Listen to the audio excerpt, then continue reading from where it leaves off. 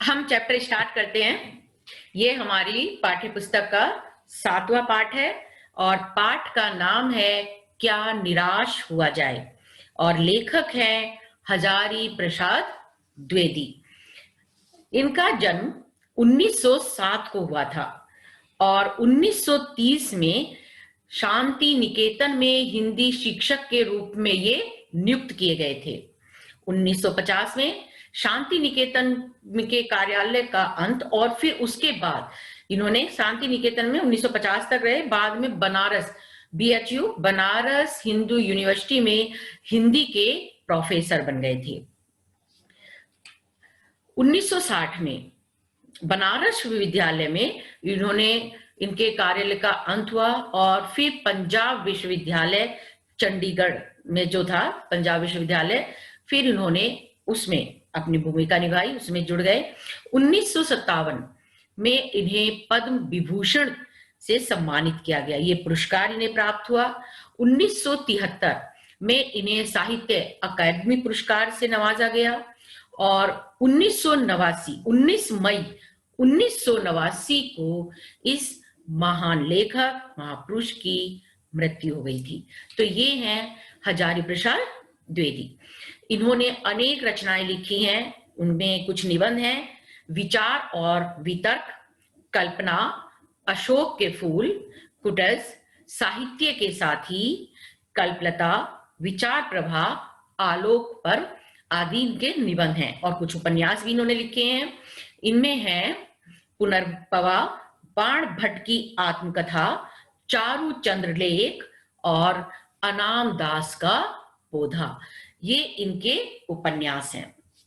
Students, अब हम पाठ प्रारंभ करते हैं, क्या निराश हुआ जाए।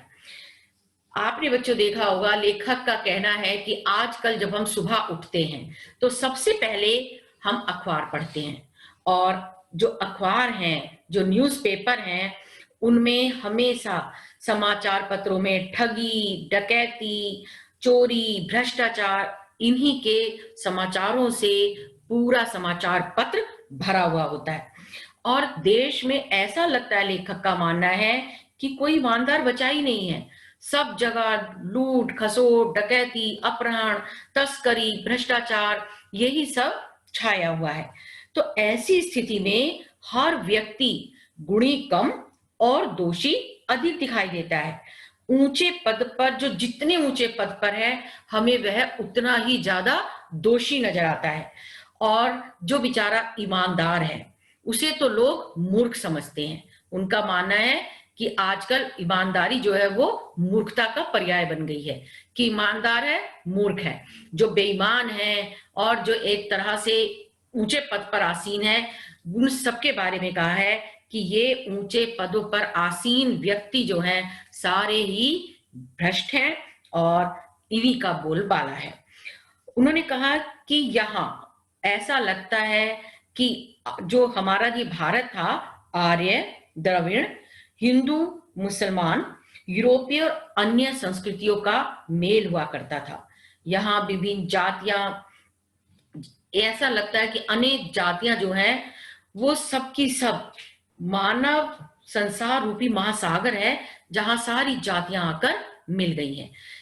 कि कोई देश ऐसा नहीं है, केवल भारत ऐसा देश है जिसमें अनेक धर्मों के, अनेक जातियों के लोग रहते हैं, इसीलिए इसे महासागर उन्होंने कहा है। लेकिन फिर लेखक का कहना है, ऐसा लगता है कि यह मानव महासमुद्र कभी सूख सा गया है, कि मुझे ऐसा लगता है कि मानो ये सूख गया है। उन्होंने क्यों कहा कि इतने बड़े हमारे देश में महासागर, जिसमें अनेक जातियां हैं, जिसमें हम लोग रह रहे हैं, जहां एक तरह का जो पर्याय माना जाता था, आज यहाँ आपस में जाति के आधार पर, धर्म के आधार पर, वर्ग के आधार पर लड़ाई झगड़े होते रहते हैं।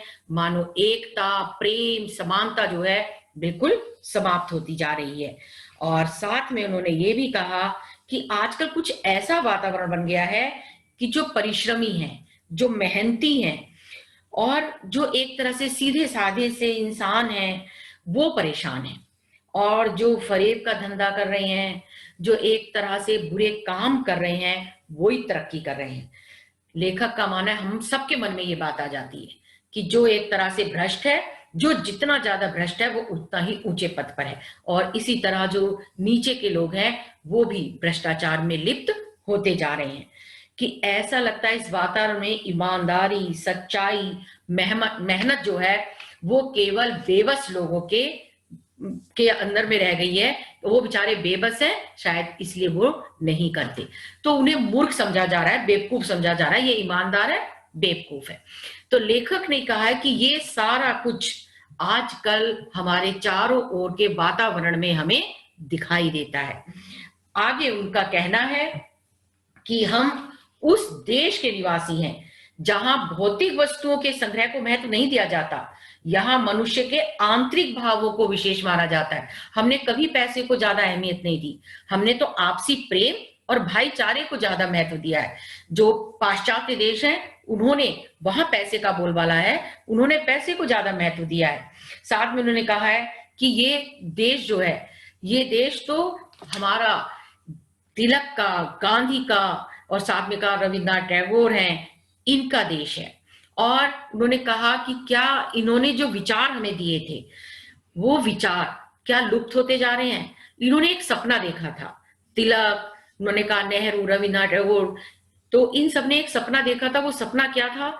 उनका कहना है कि वो सपना ये था कि जो भारत है वो विश्व गुरु बन के रहे, यहाँ की संस्कृति, यहाँ की एकता, ये सब कुछ जो है उन्होंने कहा सर्वोपरि होनी चाहिए। लेकिन लेखक ने एक प्रश्न पूछा है कि क्या इन्होंने जो सपना देखा था वो साकार हुआ है?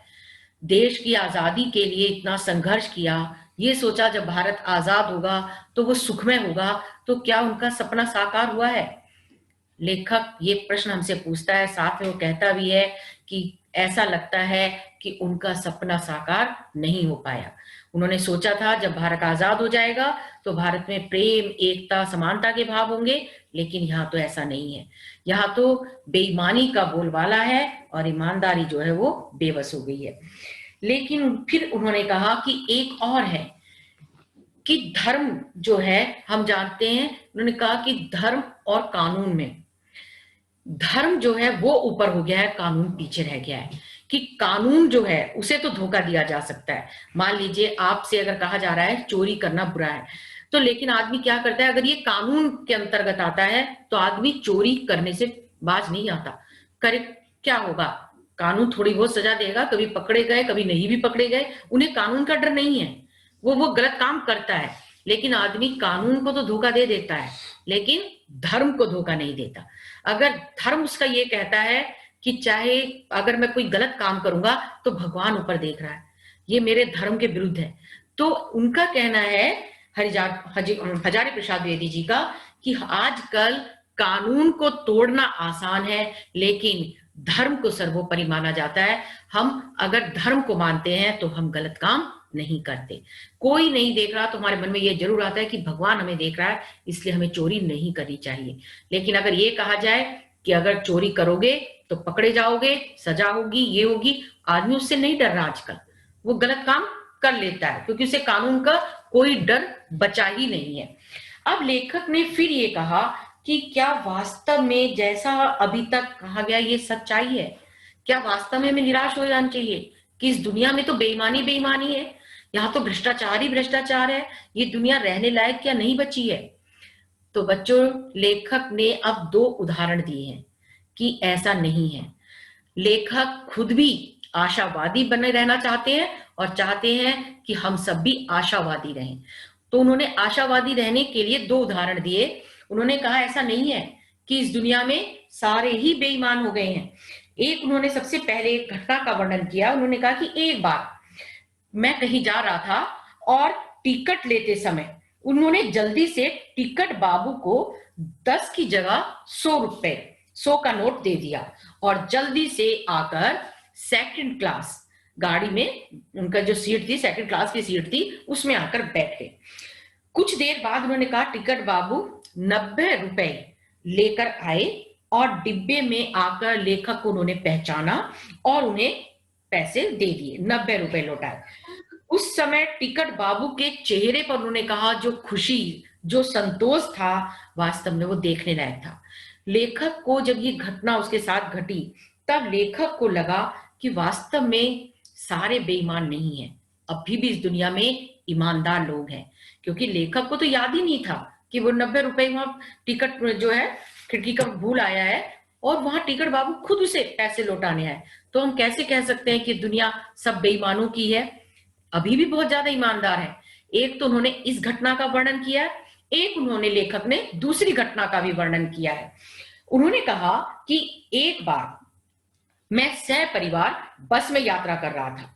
बस में कुछ खराबी थी जिससे बहुत धीरे धीरे चल रही थी, और जहां लेखक को जाना था वहां से 8 किलोमीटर पहले ही सुनसान जगह पर बस आकर खड़ी हो गई। बस के कंडक्टर, उन्होंने कहा कि जैसे ही सुनसान जगह पर खड़ी हुई, बस के कंडक्टर ने साइकिल उठाई और वो वहां से चला गया। ये देखकर जो जितने भी बस के यात्री थे, सब ने उल्टी सीधी बातें करनी शुरू कर दी। उन्होंने कहा कि अरे, कुछ 2 दिन पहले की बात है, यहीं पर डकैती पड़ी थी। और साथ ही उन्होंने कहा कि मुझे तो ऐसा लगता है कि ये जो बस के ड्राइवर है, कंडक्टर है, ये सब डकैतों से, चोरों से मिले हुए हैं। इसी तरह से बस रोक देते होंगे, उसके बाद इनकी मिली भगत है, अब वो आएंगे डाकू और हम सबको लूट लेंगे, मार डालेंगे। इस तरह की बातें आपस में होने लगी। उन्होंने देखा कि कंडक्टर तो चला गया साइकिल लेकर, ड्राइवर बचा था। अब उन्होंने कहा कि जितने भी बस वाले थे, उन्होंने सबने ड्राइवर को पकड़ा और ड्राइवर को मारना शुरू कर दिया। लेखक ने कहा कि सबसे ज्यादा उन सब में बुरी हालत मेरी थी, क्योंकि मेरे साथ मेरा परिवार था, मेरी पत्नी थी और मेरे 3 छोटे छोटे बच्चे भी थे।